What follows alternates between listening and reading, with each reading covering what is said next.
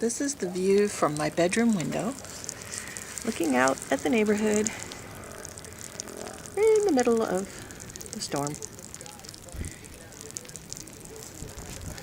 The wind isn't as bad as it has been, but we get big, huge wind gusts. Just whips everything around. There are some crazy people that have been out there shoveling, and then the wind just blows it all back. Yes, I've had some thoughts about going out shoveling too, but I don't know. If it all gets blown back, I'm not sure if it's worth it, so we'll see. Off that direction, you can see what visibility is like. It's not so great. And there's more to come. That's it for now.